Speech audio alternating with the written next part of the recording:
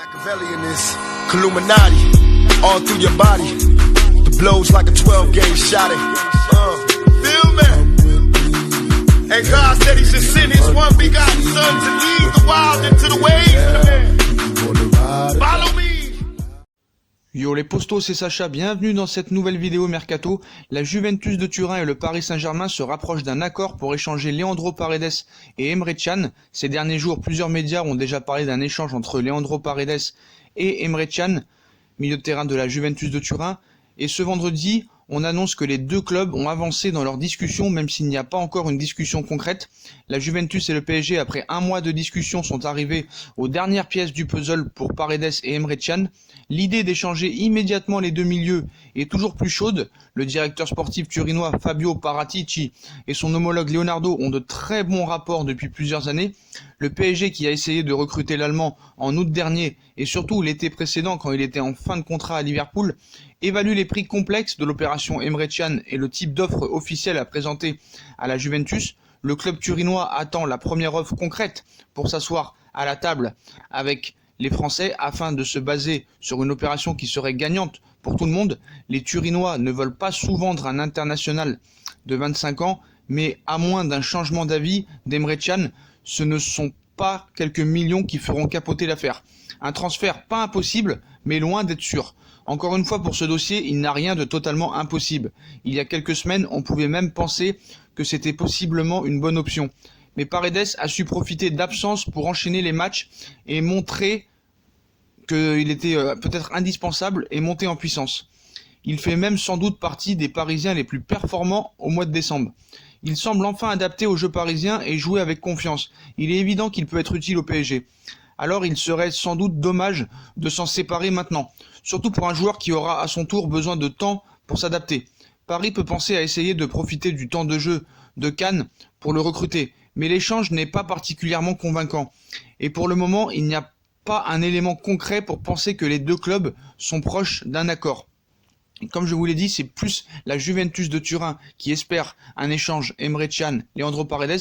Le Paris Saint-Germain voudrait conserver Leandro Paredes et aimerait obtenir le prêt d'Emre Can avec une éventuelle option d'achat. Donc ça va être indéniablement le feuilleton de l'hiver, mais c'est pas tout pour Leandro Paredes. Un autre club veut se positionner sur ce dossier, c'est bien sûr le Napoli.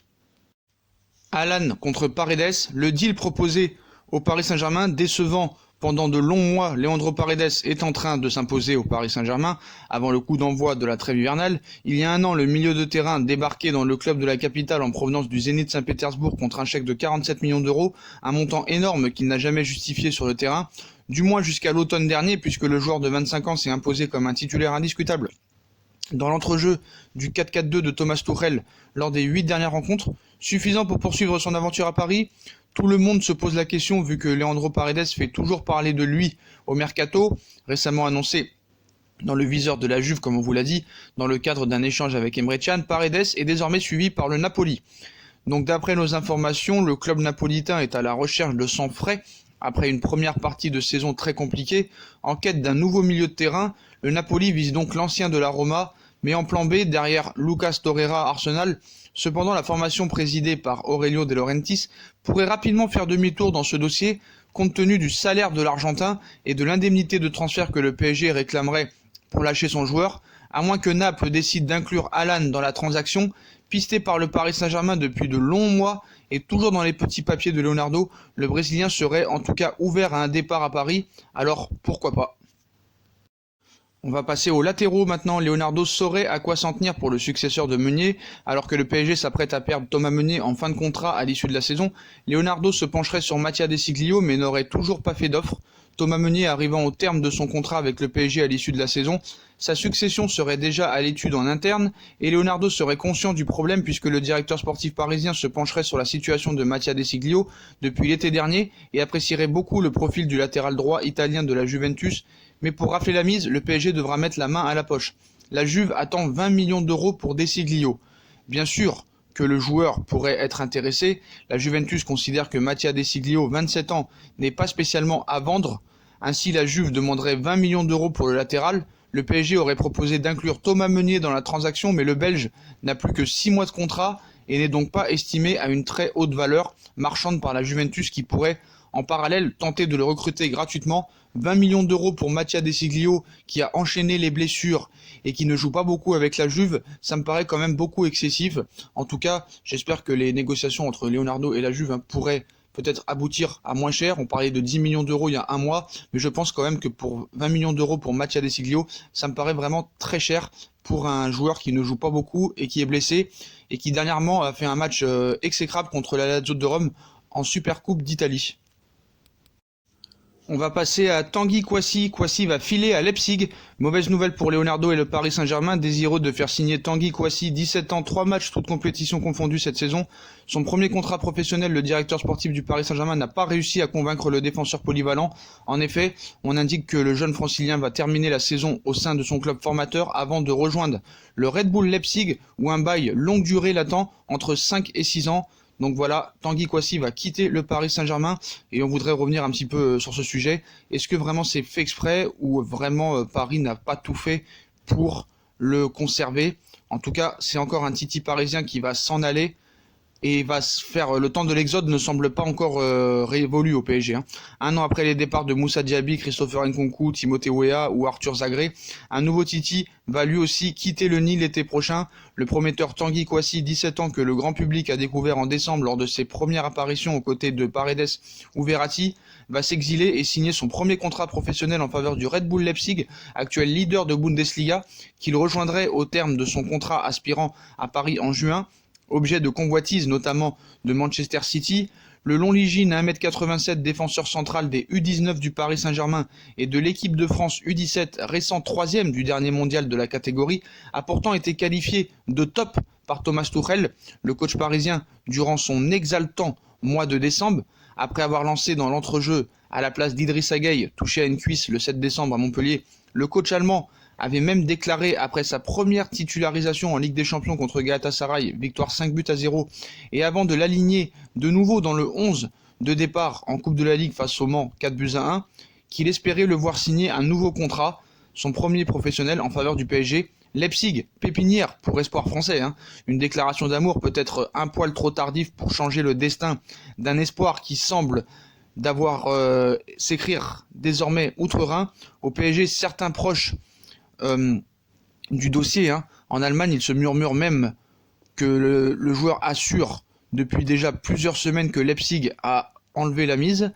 En Allemagne, il se murmure même que l'ancien défenseur de Fontainebleau, comme Lilian Thuram, était présent ces derniers jours à Leipzig afin de visiter les installations ultramodernes de l'ex-club d'Allemagne de l'Est. Mais celles-ci ne sont pas son seul atout, à l'image de l'éclosion de l'ancien parisien Christopher Nkunku et de ses partenaires Nordi Mukiele, Ibrahima Konaté ou Dayo Upamecano. Ce Leipzig, dopé au Red Bull et à la jeunesse, est aussi le paradis des internationaux espoirs français. Tanguy Kouassi y voit lui aussi une terre propice à son éclosion sur le devant de la scène internationale, après être resté en Allemagne en dépit des appels du pied d'Arsenal cet été. Dayo Upamecano devrait ainsi bénéficier d'un bon de sortie en juin prochain. Rien ne dit qu'il en profitera, mais l'aubaine est d'autant plus alléchante pour Tanguy Kouassi que le contrat de confiance de 5 voire 6 ans que lui proposeraient les dirigeants allemands marquerait clairement leur volonté d'en faire son digne successeur, une proposition difficile à refuser. Donc normalement, Tanguy Kouassi va bien quitter le Paris Saint-Germain pour la Bundesliga. Est-ce une erreur? Est-ce possible que quand même il prolonge afin de mieux le vendre? Affaire à suivre, mais en tout cas, la tendance est plus vers un départ vers l'Allemagne et Leipzig pour monsieur Tanguy Kouassi. Et on passe au scoop de la journée. Ricardo Pereira a fait un appel du pied au Paris Saint-Germain et à Leonardo hier lors d'une interview. Et Ricardo Pereira a bien un bon de sortie, c'est une exclue. Sur les tablettes de plusieurs grands clubs européens dont le PSG, Ricardo Pereira disposera bien d'un bon de sortie dans quelques mois. Sous le maillot de Leicester, Ricardo Pereira se révèle pleinement cette saison, au point d'être suivi par des clubs de plus en plus prestigieux. Le PSG aurait coché le nom de ce défenseur capable de jouer à droite pour succéder à Thomas Meunier, comme dans l'axe. Manchester United serait également très intéressé, tout comme plusieurs clubs italiens, mais du côté de Leicester City, son départ n'est pas prévu au programme cet hiver. En revanche, l'été prochain, les choses seront différentes. Un accord pour un bon de sortie à l'été 2020 existerait. Une affaire à saisir pour le PSG si Thomas Meunier venait à ne pas prolonger son contrat. Ricardo Pereira semble en tout cas valider une venue à Paris Comme il l'a dit hier, hein, un futur transfert au PSG, on ne sait jamais ce qui peut se passer dans le futur, c'est un grand club. En plus, moi j'ai joué en France, je connais le club et le championnat, c'est le plus grand club en France, il joue la Ligue des Champions et le titre dans toutes les compétitions. Mais pour l'instant, il n'y a rien, je dois continuer à être performant avant de penser à ça. En tout cas, Ricardo Pereira aura un bon de sortie l'été prochain, donc ça va être compliqué pour cet hiver. Mais en tout cas, le Paris Saint-Germain pourra tenter sa chance à l'été prochain pour peut-être remplacer Thomas Meunier et avoir enfin son latéral droit de métier. Voilà les postos, voilà pour toutes ces infos mercato. Donc dites-moi ce que vous en pensez en commentaire. L'échange Emre Can Paredes qui s'approche, aussi un échange avec Alan et Paredes, comme quoi, hein. Et puis toutes les autres infos mercato qu'on a parlé, hein. Desiglio, etc. Voilà les potos, ainsi que Pereira. Dites-moi ce que vous en pensez en commentaire. Puis comme d'habitude, hein, si on a kiffé la vidéo, on like, on partage, on s'abonne, on active la petite cloche pour les notifications. On me suit sur les différents réseaux sociaux, Twitter, Instagram, Facebook, Snapchat. Ainsi que sur Utip, hein, si vous voulez suivre... si vous voulez faire évoluer la chaîne en regardant les pubs gratuitement ou en faisant un petit don. Voilà les postos, je vous souhaite une très bonne vidéo à tous et à très vite pour une nouvelle vidéo les postos. Tchuss.